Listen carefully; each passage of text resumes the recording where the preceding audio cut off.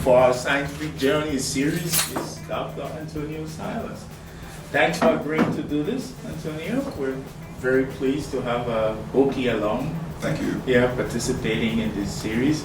So what this is really a no pressure interaction, so we can create a resource for our trainees, not only the NIH funded, IMSD and PRED, but also the Carver trainees, and of course for the rest of the scientific community. Certainly. So they get to see the journey that you've taken to USDA where you are now, and what impacted that journey, and what you consider as important milestones in your travel to a successful scientific career. Certainly. So thanks, and we're pleased you've joined us. Tell us about yourself, Antonio. Okay, where to start? I was born and raised in Pine Bluff, Arkansas, which is, I guess, at the central portion of the state.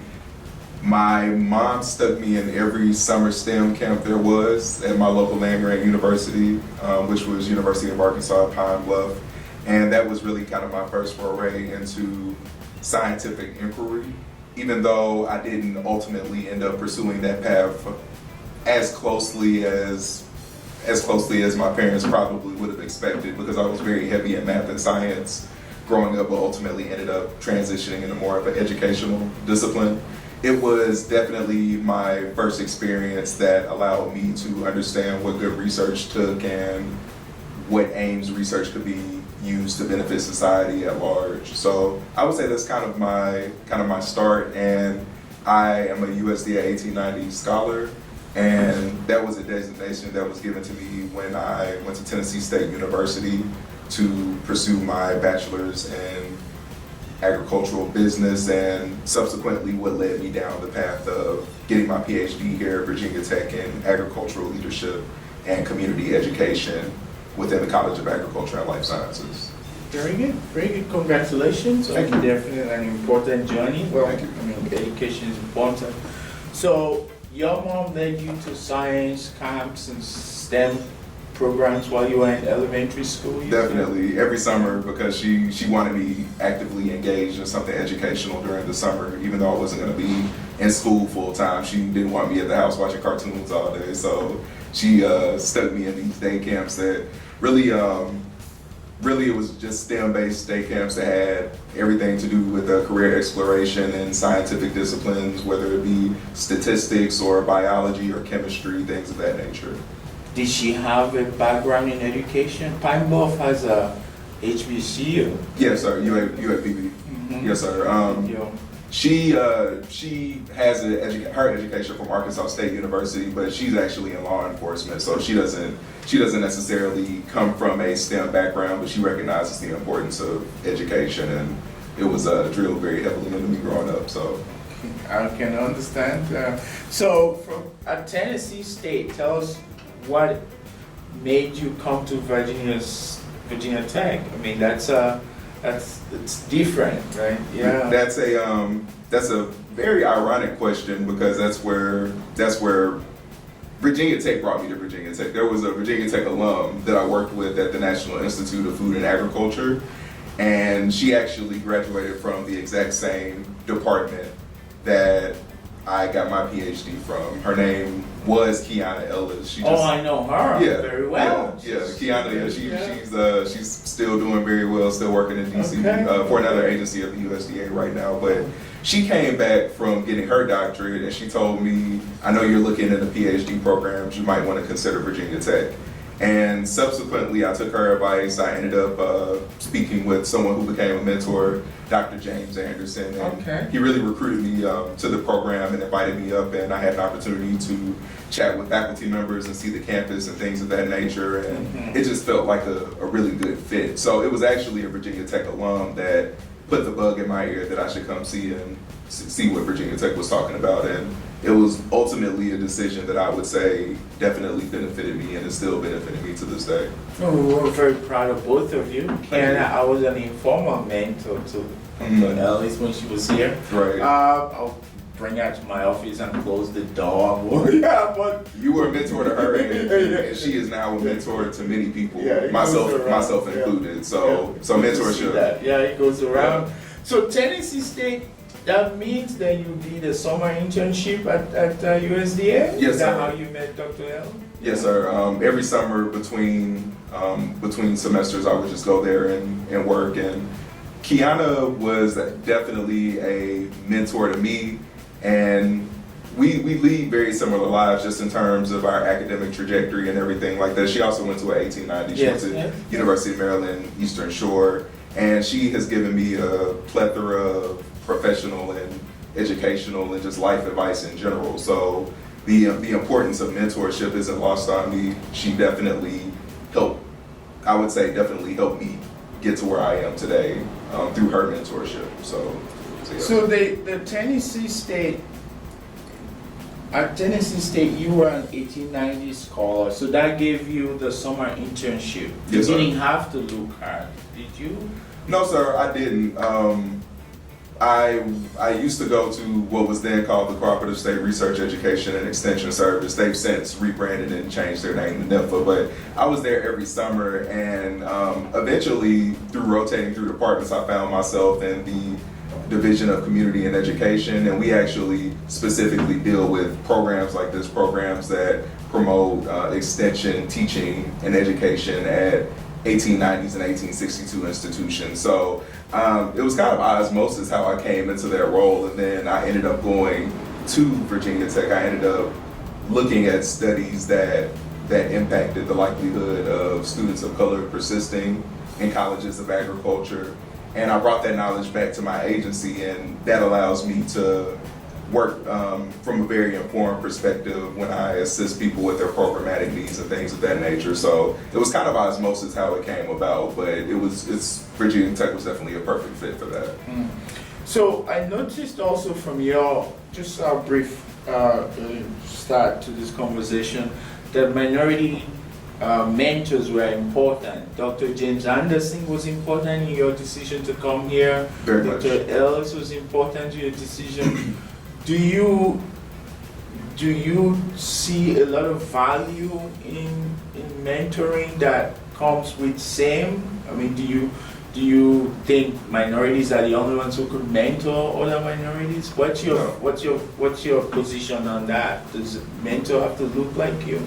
Not necessarily, no. I think in general, I feel that mentorship is very important. I feel that for students of color, mentorship and guidance is incredibly important because we're more likely to run into psychological issues during our graduate school journeys and things of that nature. And just having that additional assistance to persevere through tough times and areas that you might not necessarily know where your next step is going to be, I would say mentorship is essential. Does your mentor have to look like you? Absolutely not. My co-advisors are both white, Dr. Eric Kaufman and Dr. Hannah Scherer, and they taught me an invaluable amount of things about life and my professional career and best research practices and things of that nature. We just got done meeting just a moment ago. Yes. And even now, even after I finished my PhD program, they're still very important to me. We still talk regularly. They're still helping me persist and reach my occupational goals and things of that nature. So to answer your question, no. I just think there just needs to be a good fit in terms of expectations on both sides. And there needs to be a few conversations had about what's expected of the relationship and things of that nature. But I would say mentorship can come from anyone as long as there's a relevant connection, I would say. Okay, very good. So what would be your advice to future trainees and also to future mentors, research mentors, because Virginia Tech, as you know, is mostly white. Certainly. Yeah, what would be your advice to them to have things work like between you and Dr. Kaufman and Dr. Scherer? What is the ingredient there that they should seek? Young people and then the mentors themselves. Understand each other, or what? What would Dr. Silas say would be the key to letting a relationship work? In my experience, all of my mentorship relationships that have been successful have been mostly organic, and we found common ground that we're both interested in. So if we're both interested in pushing a certain type of research or reaching a certain type of end that both parties can mutually benefit from, I would say that that's a good first step. And also, that's why a discussion about expectations is very important at the forefront of any mentorship relationship. I would definitely say a level of transparency is also important. If you come from different cultural backgrounds, that I would say that needs to be a discussion that is had. You need to understand what perspectives one another is coming from, and you need to be prepared to work through differences and things of that nature. Because even though Dr. Kaufman and Dr. Scher are from a different cultural background than I am, we still found common ground. We still have things that both of us want to achieve, and we help each other through that through an organic mentoring relationship. But what really assisted us in having a successful relationship was establishing that foundation and understanding that, hey, yes, we are from different cultural backgrounds, but that's no reason that we can't work together, and that's no reason that we can't be successful in this mentoring relationship. So I would definitely say establishing that common ground, understanding that it's okay for people to come from different backgrounds and have different perspectives, but to meet in the middle in terms of our expectations and how we would like for the mentoring relationship to go. Very good. One of the things that we do in prep is we've gone a little differently lately, but we used to have a resource called ombudsman, because every human relationship has tension. You know, people marry, they love each other, but they divorce. You know. What would you say would be the approach to use when the relationship frays with your advisor? Let's say something goes wrong. It is going to go wrong. So when you're a grad student, something happens, you come late sometimes. How do you solve it? You know, you have other issues. How can you solve that? Because they say maybe it's cultural, you know, maybe, you know, it's, when I was young, we used to call it black man time. You know, you come fashionably. How do you solve those? If your mentor is different from you, culturally looks at it, and may want to interpret the behavior in a stereotypical way. Wow, that's a tough question. I've had both good and bad experiences with advisors as it pertains to working through differences and understanding one another's perspectives, and that can often be a black hole or a psychic prison. Well, we're asking you. No, I'm getting there. I'm getting there. You might find yourself in that situation, and it may feel hopeless. In some cases, I would say third parties are sometimes necessary. If a relationship is absolutely irreconcilable and you all can't find any common ground, there's nothing wrong with seeking outside help, outside resources. The importance of knowing all of the resources that are available to not just minority students, but students in general, as it pertains to ensuring that they're able to get through their educational process is really important. So I would definitely say, one, knowing what resources are available to you. Before it escalates to that point, I would definitely say trying to sit down, have a calm discussion, discuss one another's perspectives, and also discuss where the tension is coming from and ways that we could potentially work through those things. As a graduate student, there were some times where I dropped the ball, and of course, I mean, that's normal because it's a very intense environment. It's very high-paced type of situation that you find yourself in, and sometimes things get left to the wayside. But what really helped me work through circumstances where I may have been in the wrong were, first and foremost, being transparent and acknowledging that I messed up and that this has this type of implication for this reason. And not only making that apology or that ask, but also having a solution that helps, that is going to fix that situation. And from there, it's really a matter of kind of reconciling with your advisor. It's kind of like when trust in a relationship is broken. It's kind of like a crumpled piece of paper. You might fold it out and there'll still be wrinkles there, but you just kind of have to accept that, and you have to work through the situation. Quite honestly, there is no guarantee that things will always be smooth between you and a mentor or you and an advisor, but that's why it's very important to set that conversation at the very beginning, understand the perspectives of one another are coming from, and have an agreement in place for when situations like this come up. So those would be some takeaways that I would say. an agreement, does it have to be a formal agreement or an agreement in terms of understanding and say, I like the third party idea where you have. It depends on the relationship, actually, because when I sat down with my advisors, there was a formal agreement that had terms set in place, then both parties understood what was expected of one another, and I signed it. So in that situation, it was a bit more formal. But I mean, if the relationship between you and an advisor is more casual, and you all at least have an understanding for when situations like that arise, I would say any prior discussion would be useful. But a signed agreement was the way that me and my advisors went. Okay. So, Yeah, I can see that.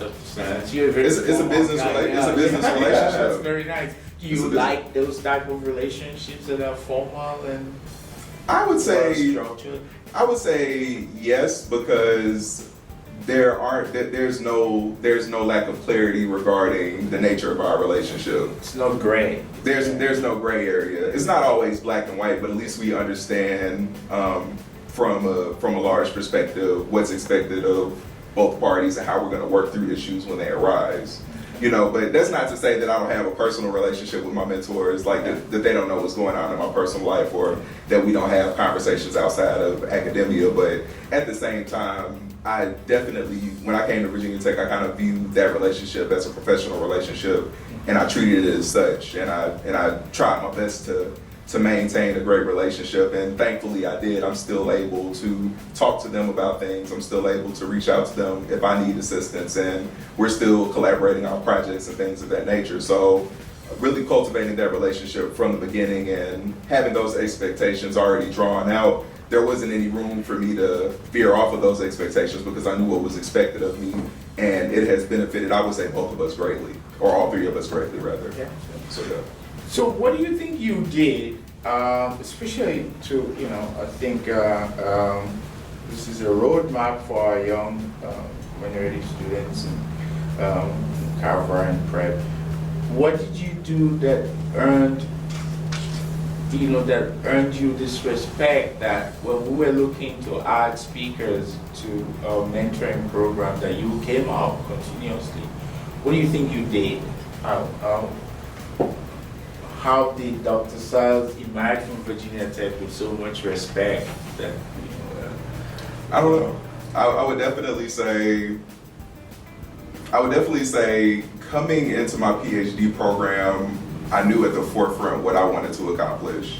I knew that coming to Virginia Tech was an opportunity for me to grow professionally, for me to improve my research skills, and eventually become the type of professional that is worthy of speaking with students of color about mentoring, that is worthy of coming back and giving back to those programs that assisted me in persisting through my PhD program. So I would definitely say building good relationships with people, first and foremost, is very important. There are a number of people that I still regularly converse with here at Virginia Tech that are still going through their respective programs, faculty, staff, administration, just people in general that I still regularly talk to. And I would say cultivating good relationships is the foundation of being able to do things like coming back and speaking to programs that benefit students of color and that seek to address mentorship deficiencies and things of that nature. Building good relationships, I would think that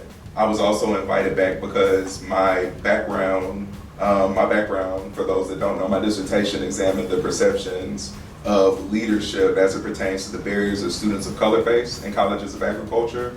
A large part of my research was mentorship, the role that mentorship played in helping these students persist and be successful and things of that nature. So I would like to think also from a scholarly standpoint that I can at least give some recommendations and some applicable practices that would help those students just based off of the literature and things like that. But I would definitely say just finishing well.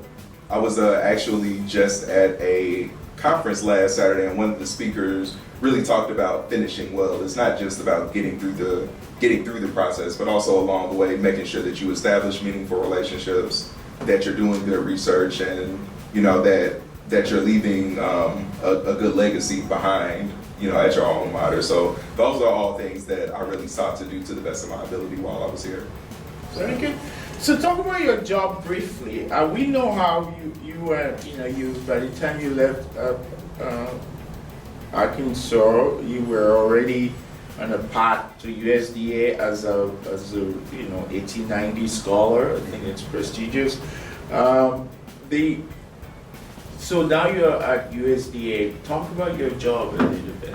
Okay, What's certainly. your day-to-day job like? Well, I work for the National Institute of Food and Agriculture, and specifically, we are a research agency. We fund a lot of agricultural research as it pertains to increasing extension capacity, teaching capacity, and research capacity. So all of our grants, we have various institutes that seek to do those things to different ends. And in particular, I work in the Division of Community and Education, where I work on programming that specifically benefits 1862 and 1890 institutions. In particular, I work with programs that deal with ensuring that women and minorities in STEM are adequately represented. I also work with other programs throughout the agency. I do anything from putting together peer panels, participating in those panels as it pertains to evaluating grant funding opportunities. I've put out requests for applications as it pertains to grants, things of that nature. So really I assist 1862 and 1890 institutions, colleges of agriculture, particularly by providing programmatic expertise as it pertains to grant opportunities.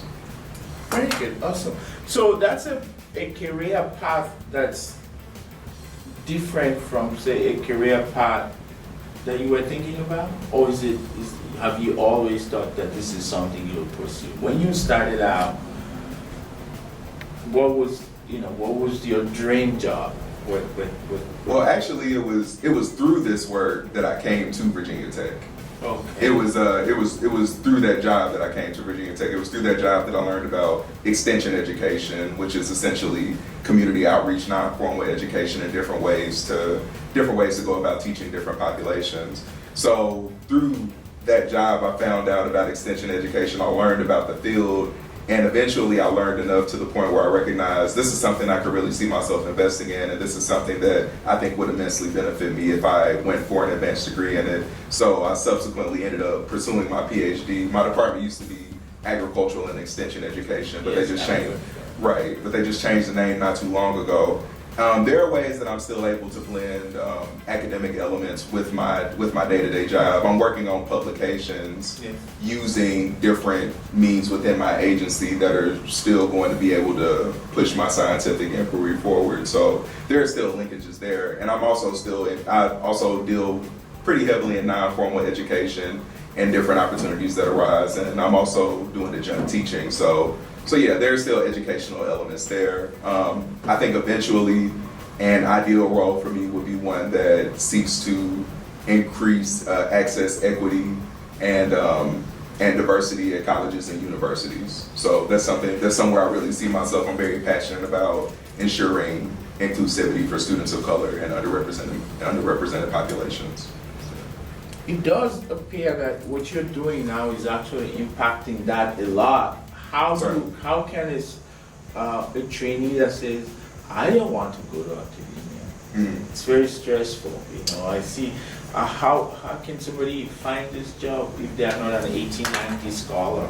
I would say there are a variety of different pathways that PhDs can take that might not, be traditional in the sense of going back into academia or teaching. There are a lot of jobs in industry that PhDs have, nonprofits. There are a plethora of different fields represented at the agency that I work for. And there are other options outside of academia. So I would just say, first and foremost, figuring out what it is they're interested in that they can use that's directly related to their field. So as a practitioner, agricultural and extension education, there are a variety of different fields that I can use that in. I can use that in nonprofit work. I can use that in the government like I'm currently using. I can use it in non-formal education. I can go into extension if I wanted to. Things of that nature. You just have to be aware of the different avenues that are available to you, and also recognize that while it's the norm for PhDs to go back into academia, that's not the only path. I can only really speak for Washington D.C. because that's currently where I work. There are plenty of people that have doctorates that are not teachers. Yes. That work for federal agencies, that work for nonprofits, that work for think tanks, that work for a variety of different backgrounds. I would just say the most important part is making those linkages and connections from your research and making it applicable to, you know, the needs of any given entity. But there are a lot of different options out there. So. Yeah, your job is. I mean, I think we're one of the charges that training programs have is to recognize that only 20-25% of PhDs go to academia. They go. So your job is very impactful. But it sounds to me like your job was tailor-made for you because you started as an 1890 scholar.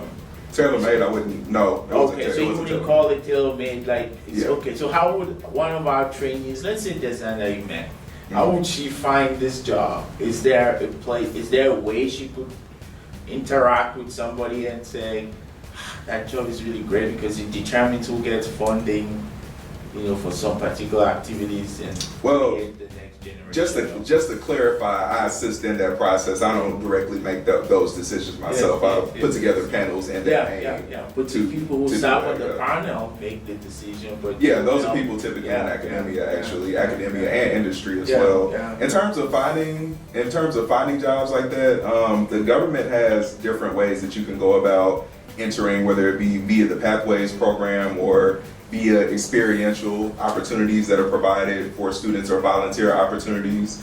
It's the government is also very competitive. Yes. A lot of people really want to work for the government. Yeah. So I would say first and foremost, establishing meaningful relationships by at a ground level reaching out and seeing if there are any opportunities available. A lot of government agencies offer volunteer work that can be a way in that can eventually transition into a professional job. Aside from that, making connections and just kind of keeping your ear to the ground are the best ways to go about it. But yeah, knowing someone typically helps because government is just like really, it's very, very competitive. But yeah. Well, very good. This is great. We do normally ask our guests on the Scientific Journeys series to tell us one thing that they think a graduate student should do to be successful.